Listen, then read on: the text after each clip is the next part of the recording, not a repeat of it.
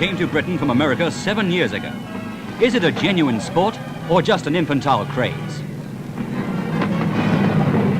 Unlike ordinary motor racing, it doesn't contribute to motorcar manufacturing. Perhaps it's simply an outlet for drivers who get too much of this. But one thing is certain. The 1,000-odd stock car enthusiasts in Britain should never run short of raw material. They build their cars from a variety of parts, all of which can be picked up pretty cheaply. A powerful 6 or 8-cylinder engine can be got for about £30.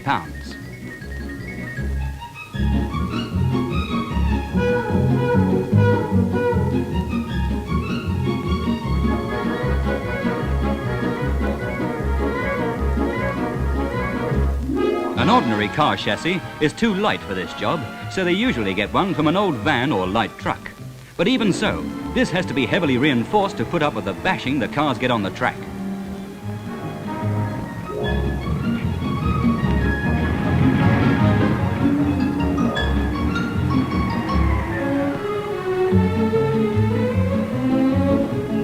Most drivers are skilled mechanics, and by doing their own work, a car can cost them as little as £60.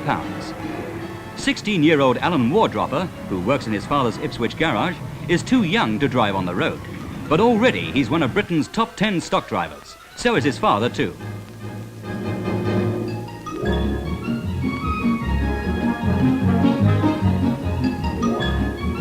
A man's sport? Not a bit of it.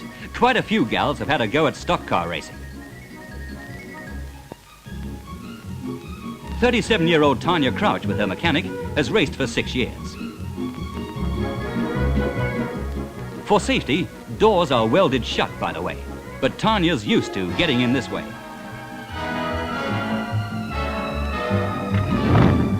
There's plenty of space on their Sussex farm to try out that new motor.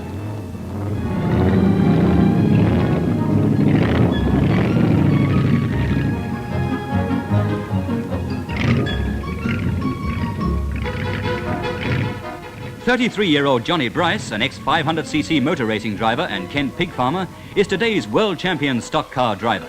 Such top-flight drivers can gross about £2,000 a year from their sport, but much of this goes on their cars and expenses, for the 100-odd weekend meetings during the summer are scattered all over the country.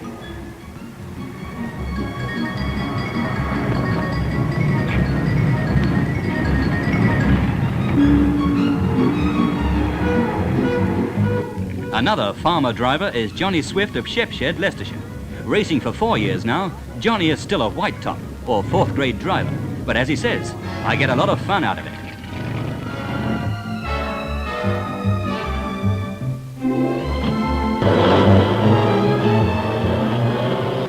Shepshed has 3 other drivers, and at weekends they set off in convoy for the meet, usually either sleeping in or under their lorries.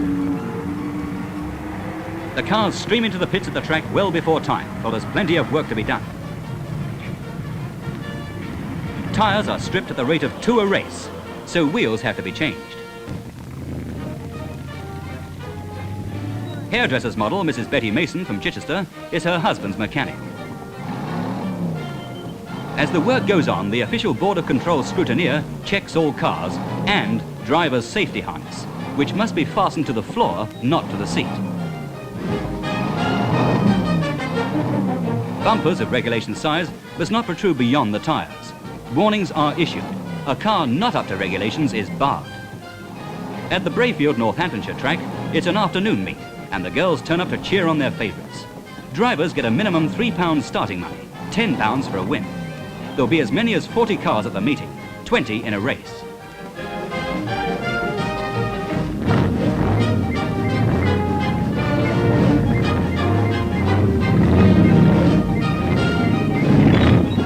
They do one rolling lap, the field in handicap order. The white tops lead, yellow, blue, and then the star drivers, red tops at the back. They're all ready now, and they're off. And so is someone's wheel.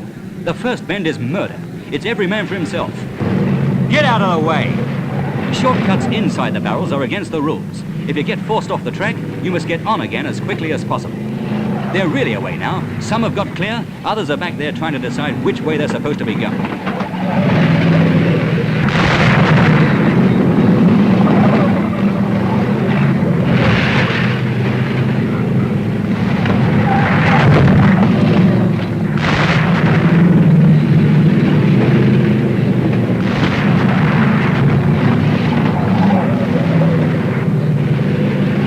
This one's keeping on the outside. The fast boys want the inside.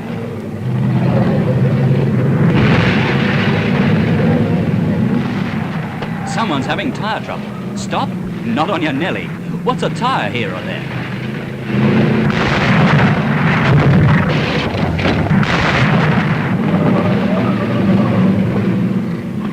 This is a 20-lap contest, about 8 miles, if you keep going the right way, that is. He's going steady.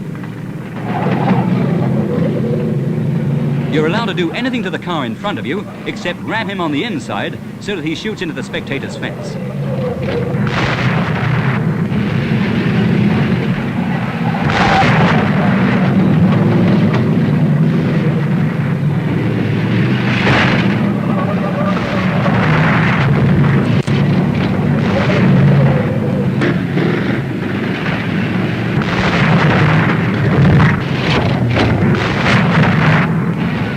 Look out, he's after you. The field's been cleaned out now and the red tops are setting the pace. Move over. 75 miles per hour on the straights, 40 around the bends.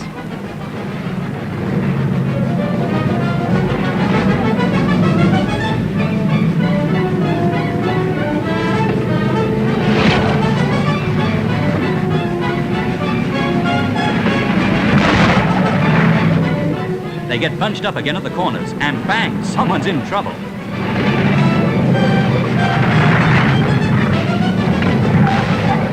Hey, 73, you can't do that.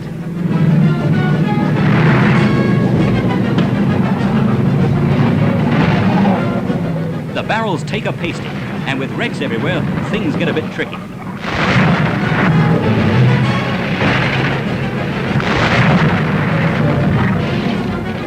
Cornering, this is how to do it.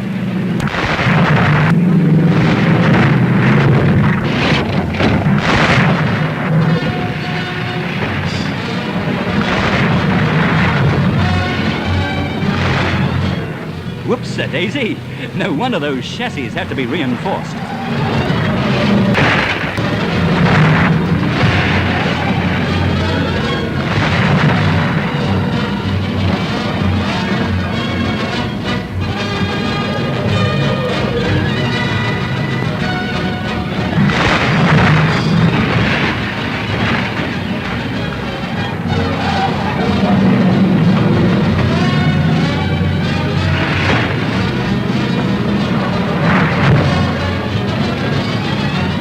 The red tops have lapped what's left of the field by now, and soon it's the finish for those who survive this race of crashes, bangs and whops.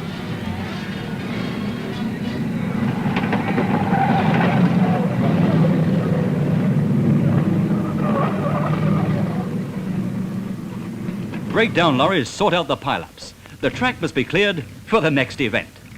To the majority of drivers, stock car racing is a highly competitive sport.